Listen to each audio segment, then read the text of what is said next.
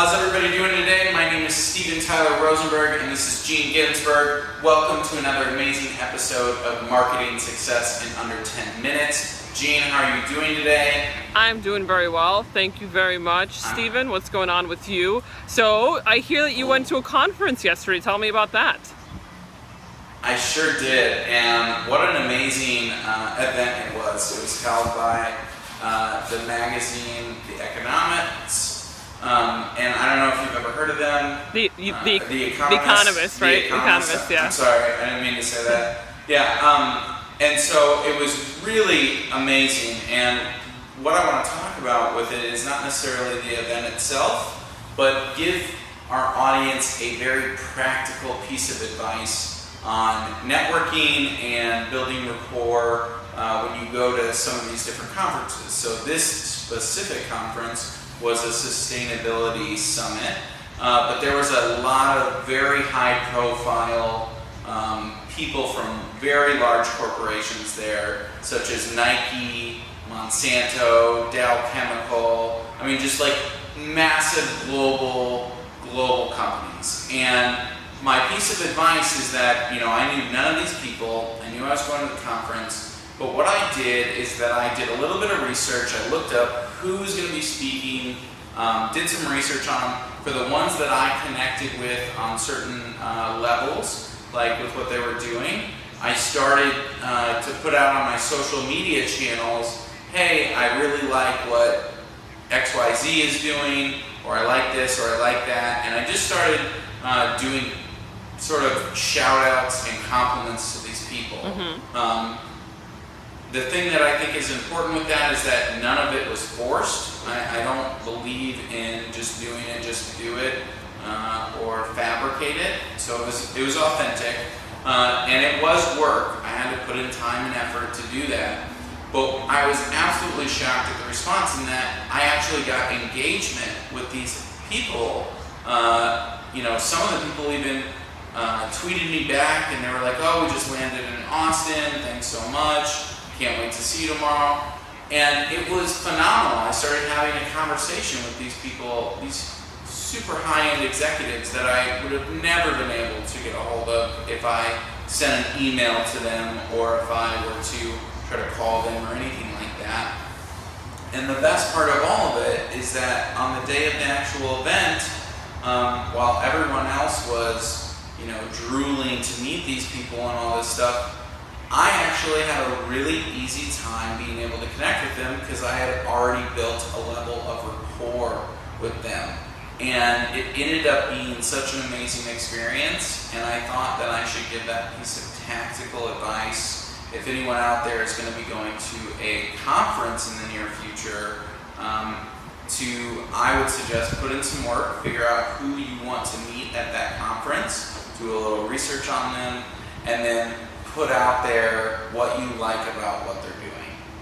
Interesting. That's a very good point, because I feel like a lot of our audiences go to conferences, and I didn't really know about that myself. I mean, in terms of like your strategy, and I think that's an amazing strategy because again, email and phone calls, they don't work anymore, as we all know. I mean, that's pretty much, in a way, almost like a dead way of trying to get in touch with someone, especially someone who is maybe E-level or C-level and trying to get their attention. Mm-hmm. Email and phone calls are pretty much gone. But that's interesting. So tell me about the results that you saw, and maybe you can give us some kind of ballpark numbers, like how many people did you tweet about, or tweet to, and then what were some of the responses that you got, and then what happened at the actual conferences? At the conference, did you actually talk to them? What can you give me a bit of the results in that, so that our audiences know? Absolutely. Yeah. So Steven Rosenberg's general law with everything in relating to this sort of topic is you have to get 50 no's for every one yes, or that's the mental state that I try to put myself in no matter what. So I would say probably out of the 10 different social media posts that I made, 4 to 6 of them interacted with that, which was amazing. And then out of those people, I definitely met at least 6 of them and really connected with in person. You met them. You met in person. Okay. The next day. Gotcha. Yeah. And I would say 3 out of those 10 people, I was able to get through everybody else that was trying to get their attention and had a leg up on everyone because of that rapport that I had already built with them. Oh, that's very interesting.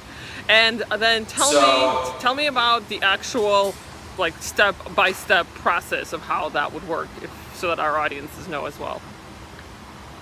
The step-by-step? Yeah, like what? the step-by-step process. So like you went to their, you researched them, then you went to their Twitter platform, like their Twitter account, then you tweeted like what was the process? Yeah. So the process was I looked at who's going to be speaking, and I looked them up on Google first. Google's the best. Then I looked at all the different social channels: Twitter, Instagram, Facebook. See which one they are most active on. Okay. Because I think that's important. It's not about which one I'm most active on. I was gonna say, yeah, that's probably a very key point, is that it's not about you. It's about the person. Correct. Yeah, it's about the person where they are the most active. That's a very good point. So continue. Sorry. And again, it was a genuine thing. I only reached out about things that I really felt connected to. It wasn't forced where I'm just like making stuff up. Yeah. And so then from there, I kind of put it out there, and then when I got engagement, I engaged back and I said, if you need any help while you're here, I'm happy to do anything. Can't wait to see you tomorrow, XYZ. But, again, you can't put something out there and I think do it in a way where you expect something in return. Yeah, so because we're not talking about the 6 or 7 people that didn't even acknowledge what I put out there. So one thing I was going to say is, definitely, we always talk about adding value here. So add value. Mm-hmm. You were telling them that you can help them with something, add value, and then don't expect anything in return. So I think these are the other key points that we want to 100%. also 100%. Highlight when we're talking about all this. And this is a key theme that we talk about all the time, add value first, don't expect anything in return, because anyway, that's just my point. Go ahead, continue with your process. No, that's, and so in doing that, I learned a lot about what they're doing in their business world, which was really exciting. It gave me a lot more context for the actual conversation that I ended up having with them the next day. And it really saved a lot of time and effort and just kind of cut through a lot of the small talk that you have to make when you go to conferences. When you go to big conferences that have, I'll just say, quote unquote, famous people. I don't mean famous people. I just mean people at that conference where they're the speaker, mm-hmm. or they're a highlight of the event, or whatever the case may be. And building that rapport beforehand, I think, is really invaluable for you to be able to cut through a lot of that noise, because you have to understand that everybody there is trying to get their attention. Very true. Everybody's trying to get something from them, and I feel like it's just much better to figure out, okay, what do we have in common? Oh, wow, he's doing this or she's doing that. Well, I'm going to let them know that I think that's great, they're doing this. Oh, a couple of them engaged with it. I continued the conversation online. Then I met them in person the next day, continued the conversation, got a lot of contact information, and ultimately had some really great conversations with them. And so maybe I'll follow up with you in the next episode or so, what I decide to do next. Okay.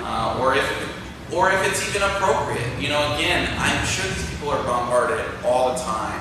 So it's not my objective to bug them even more. And I hope that I'm making that part of it very clear, that I think if you try to force it, people like that are smart and they will smell it and that's very true. Not engage with it. And it just makes you look like an idiot, I think. Very true. Great. Well, that's a very good method and a very good way of following up and getting in touch with people who are a lot of times maybe unreachable. So thank you very much, Stephen, for that point. And I hope that our audiences go out there next time you're at a conference, try this strategy and see if it works for you. And we'd love to hear your feedback. Exactly. Yeah. I just want to see if anyone's going to a conference, try that. I'd love to hear if it works out for you. Just don't force it. Yes. Thank you guys so much for watching. Make sure you subscribe, put any comments below, and as always, have a wonderful day, Gene. Thanks. Thanks so much for watching. We hope you'll continue to get involved and join us as we help you find success in your entrepreneurial journey. Please follow, like, and share with others who will find this beneficial. We'll see you on the next episode of Marketing Success in Under 10 Minutes with Stephen and Gene.